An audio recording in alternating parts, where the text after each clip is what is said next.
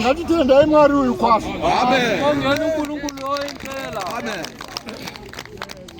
Ngatitendai Mwari uyu kwazvo. Masibongeni uNkulunkulu impela. Unotidane rukuru rwakadai. Usithanda ngothando olukhulu olunje. Kuti tibatsirike pamweya yedu. Ubana sizakale imphefumulo yethu. Afrika yedu. Afrika yedu. Anzina ngalidzidzisa pano patsamba ya Nehemiya naye. Kuthiwa ngoba efundisa lapha ngendaba kaNehemiya. Nehemiya akati. uNehemiya wathi zvinganaka. Kungalunga. Umwe umwe ngaadzokere pane fakanga ari. Ukuthi makwele lapho bekhona. Manzwa Bishop Dava. Ukuzwile na Bishop Dava. Mambo wangu chokwadi naye andichadi kubvira kure ndo mashoko andati ndisimbise yamazontengwa iqinisa Johani 15 dzimwe tsiya dziri mberi inda pa 22 Johani 15 verse 22 wongo muzambiringa namatari ende pa 22 kani ende pa 22 dai ndisina kuya wongo ndikataura navo wongo vangadai vasinezi wongo asi zvino havane pembedzo yezvivi zvavo Afrika yedu amen kamuranda waMwari Paul mwazvo Afrika ave inge kwaNkulunkulu Paul mwazvo yeAfrika kudedza bhoti engavizanga ibhodi nokuvaverengera zviripo engavafundelanga ukukhona vakazinzwa vakuzwa vakautira maoko vachaya izandla Jerusalema Jeroba nikoda ave ngavizwanga nokuvaudza zviripo nokuvatshela kukhona vangela vasina ave bengelayo ncala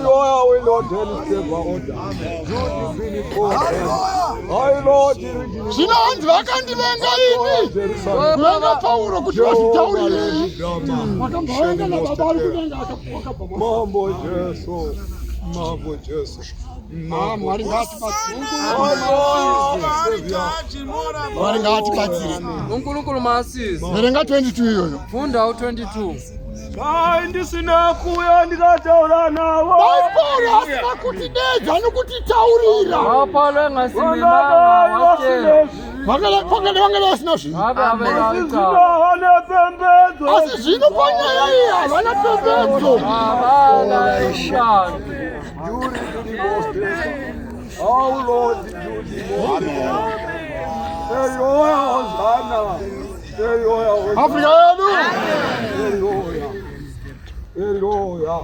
dai ndisina kuvashevedza dai ndisina kushevedzwa ave bengavizwanga itrust yakadi kupuhwa kunzi uyai My Lord. itrust engananye ukubana izandla mugoudzwa nemunhu zvinhu zviri pamwoyo pake zvaaronga bese litshela usenhliziyweni yakhe akuhlelile ini ndinoti mina ngithi dai murimi vateveri mina ngabe lingabalandeli makaramba mashoko aya elayala lama zvainzwisisika nokuti munoti aiwa handizvo zvavakataura lalizathi yikho ngoba asi chigoti sikhulumayo vadedzerwa mashoko iwayo laba babezwelela amazwi hanzi dai ndisina kuvadedza ngabe ngangingababizanga nokuvazivisa zviripo nokubazisa ukukhona verenga 22 futi funda njalo 22 Dai ndisina kuya ndikataura navo dai asina kutidedza akataura nesu ngasingisanga pangerepo sina ane chivi ngabe akula mntu havane olecala asi pembedzo zvino hapana pembedzi pazvivi zvavo endemberi unondivenga unovenga nababa vangu vakavenga Pauro vavenga naMwari kudenga awuzonda uPaulo uzonda lo baba ezulwini Afrika yedu inda pamberi futi dai ndisina kuita pakati pavo mabasa asina kumboitwa nomumwe nomunhu mira ipapapo nhasi ndoda kumboshowawo hora ndiregererei ndinoda kungotaura ndifuna ukhuluma Dai ndisina kuita pakati pavo. Ngabe ngenzanga phakathi kwabo. Mabasa sinambetwa nemunhu. Amsebenzi ongenzwanga umuntu. Mwe munhu akamira sakulano ndinotenda Mwari ndichifamba ndapa bridge ndichangoita pa ndasvika pa Norton. Omunye uyahlambulela. Motikari yangu yakaenda pasi pegoneti. Ukubana ngathi ngisiya eNorton imoto yami yangena phansi kwegoneti. Vanhu vakamaita ndafa uyu. Abantu besithi usafile lo muntu. Noma naona Paulo ari kukakati patire kuri kuenda pini mukati wako.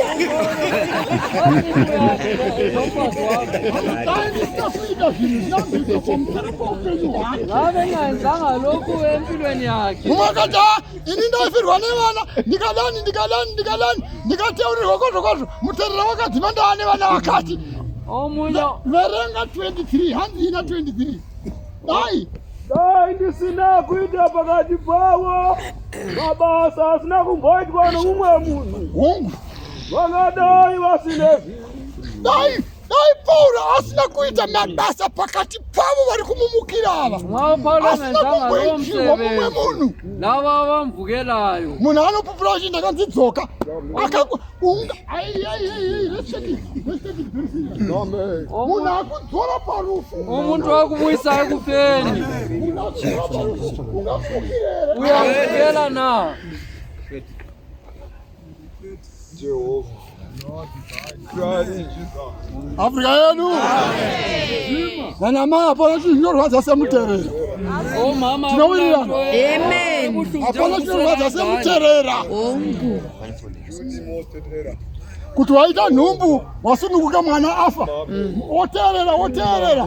Kwaakarorwa anonzi ndozvaari kudyira sadza pano. Pane mashoko 100 wana anotorwa pamusoro pazo. Achishotesa iwewe waita muterera. Asi ugoteurirwa muterera ugopera. Ukusuthandazela bese kuphela. Ukusisithi owathunywayo yahlanya. Awunemiya uleqiniso. Unemiya uleqiniso. Verenga 23 yoyo. Unovenga na baba vanguwo. Tanga painotangira. Dai ndisina kuya ndikataura navo. Vangadai vasinezvi. Right. Asi zvino havana pembedzo yezvivi zvavo. Yende inotera. Unovenga na baba vanguwo. Right, yende inotera. Dai ndisina kuita mabasa pakati pavo. Mabasa asina kumboitwa nomumwe munhu. Vangadai vasinezvivi. Afrika yedu. Right. What do you want to do? Fana. Teka murai. Bese senza umzila. Mari kumukira nhume. Abavukela wathunywayo. Mabasa makuru akadi akaitwa pamusoro poupenyu hwavo. Ngemsebenzi engingakenzwa empilweni yabo. Ndo zviri kunzikana Mwari.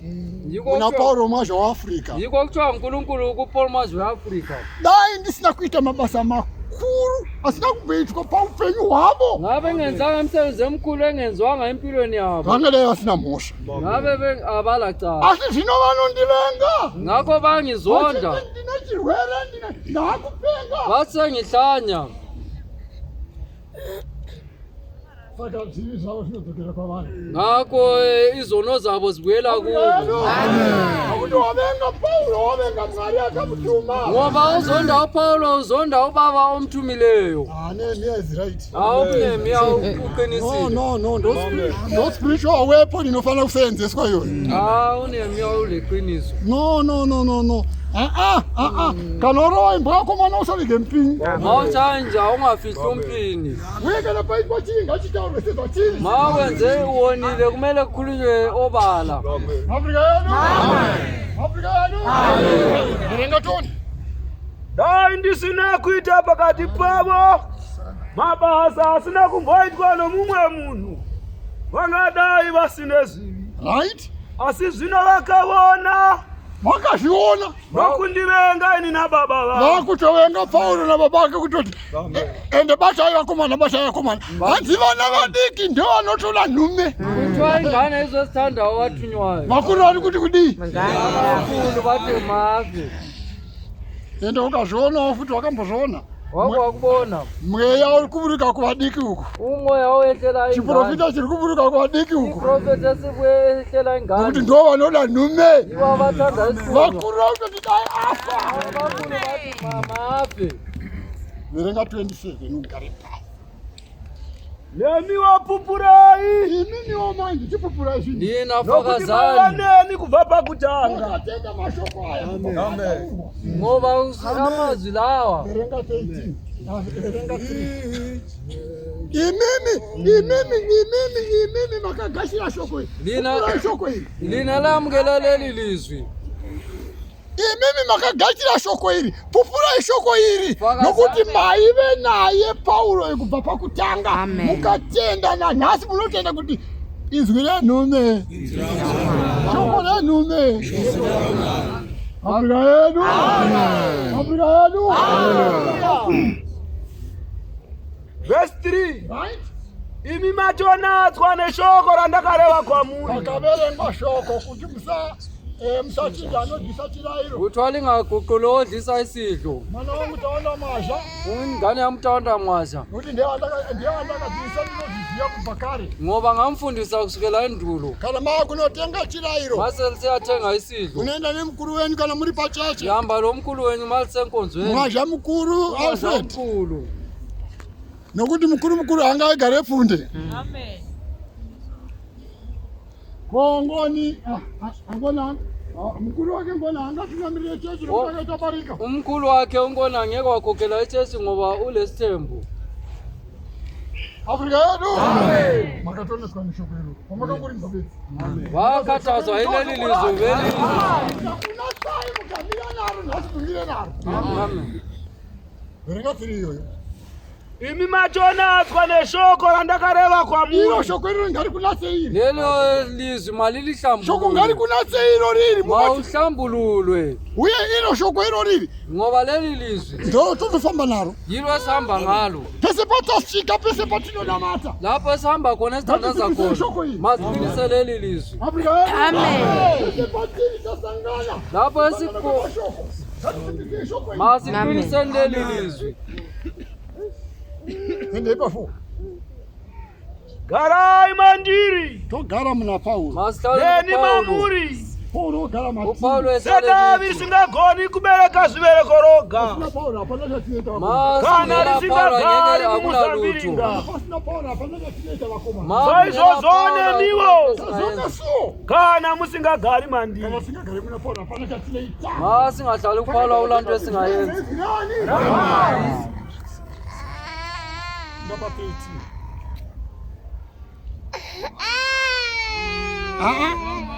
Verenga 13. Verse 18. 14. Oh, 14, right? Verse 14. Imi muri hama dzangu. Imi muri hama dza Paulo. Lina liso Kana za Paulo. muchiita sezvandakakurayirai imi. Rakufa. Amen. Kuphela. Jabula ngokuthiwa ngowako mwasha. Iso tiri hama dza Paulo kana chikase zvaanotirayira. Thina siyihlobo zikaPaulo masenza asilayela khona. Afrika yedu. Afrika yedu. Ndo mashoko atinofana kugara nawo mudzimba dzedu. Yiwo amazwi omele sihlale nawo ezindlini zethu. Iyo tsamba iyi. Le ncwadi Vanoidaka photostate yako umwe nomwe agare neyake. yenzana amakopi omunye lamunye ahlalela yakhe. Ndichakumbira kuti yechipiri ichikupei. Ngizacela uba yesibili liphiwe. December iyoyi mugare nadzo. Idzodzi. Incwadi lezi Hanzi nemumwe achirota. omunye ephupha. Hanzi ndakarota ndafa. Ngapho waphupha esefile. Ndakwira kudenga. Wakhuphuka wayezulwini. Ndasvika pagedhi. Efika ngasesangweni. Ndakaona tsamba idzo dzaitonga munhu kuti apinde kudenga. Yizo incwadi ezazithonisisa umuntu uba angene ezulwini. yakaverengwa yoyi yemusi wa 28 February. Yafundwa leka 28 February. Kandiona kuti kudini mashoko. Wachiwa utini ngalamazwi. Kandotenda yetu kandi anotenda mashoko dzokera kuti vanotenda mashoko ndo anoya kupi? Buyela ufundisa abakholwa lamazwi abangenayo. Afrika yedu. Haleluya. Maka ngatitende Mwari uyu. Masibongeni lo nkulunkulu. Wakatizarura kuti tiziye zvokwadi yake. Owasambulelayo kuba sazi iqiniso. Zvanzine mumwe. Kuthiwa ngomunye. Zvakaitwa izvi. Okwenzakalayo. Zvakave zvakanaka. Kwenzakala kuhle. Ameno asindofunga ndizvo. Handi mambona here bishop kuti kubva zvaenda vebhodi. Ndiyabona bishop sokuhambila abantu bebhodi. Haisi bhodi ibhoti. Ibhodi. BOT. Mambona here bishop zvakaenda veBOT. Sokuhambe iBOT. Kunamata kwakuna. Ukuthandazisa ukunde. Wakuti kana uri pachechi unonzi kuti Mwari aripo. Nkulunkulu khona.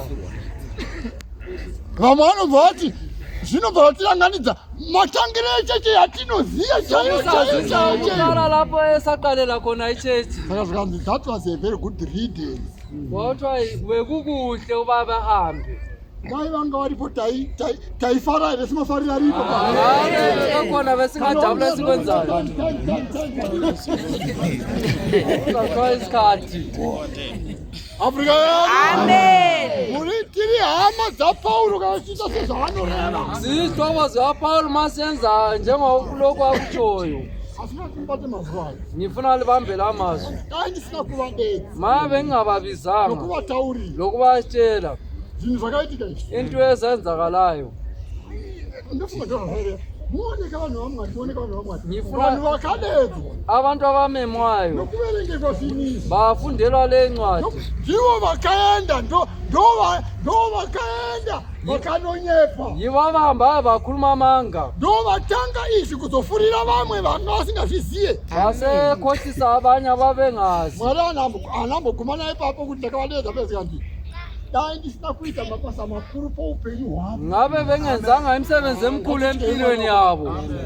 Ngatityei Mwari wakomana. Asesabeni Dai uNkulunkulu. ndisina kuita mabasa makuru paupenyu hwavo. Ngabe bengenzanga imisebenzi enamandla empilweni zabo. Vangala sina mhosva yezvizvi. Ngabe bengelacala. Mabasa makuru akaitwa. Ngakho imisebenzi enamandla yenziwa. Vana vavari kutuma. Asebenengane Vavapendi kubva zokutuma. murufu. Vamwe vairwara. Abanye bebegula.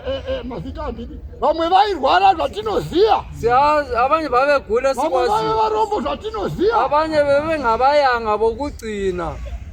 Asi nhasi vakuti Pauro anopinda. Bathi uPaulo sehlanya. Dai ndisina kuita mabasa makuru paupenyu hwavo. Ngabe bengenzanga imisebenzi enamandla empilweni yabo. Aiva nemhosva. Ngabe labo bantu abalacala. Ndinokushaona yozvo nokuti vakundivenga ini. Sebengizonda mina Nababa wakandituma. lo baba wangithumayo. Afrika yedu. Afrika yedu. Tamba yaNehemiya ifundise iyi. Indaba kaNehemiya lifunde. Lizwisise uba ishoni. Izwisise zvainoreva. Lizwisise uba ishoni. Kuti pabasa iri Uba emsebenzini lo unoti uku wakabata pfumo, uyathi ubambe imkhonto. wakabata tirauri kuvaka. Lapha ubambe itroweli yakha. Kunamata unonamata uku bhoti ichikudzuzurutsa. Ibhoti ngapha yakudonsa. Hanzi basa guru rakayo rekunamata. Umsebenzi omkhulu wokuthandaza. Ndobva mweya wati kana zvaoma Amen.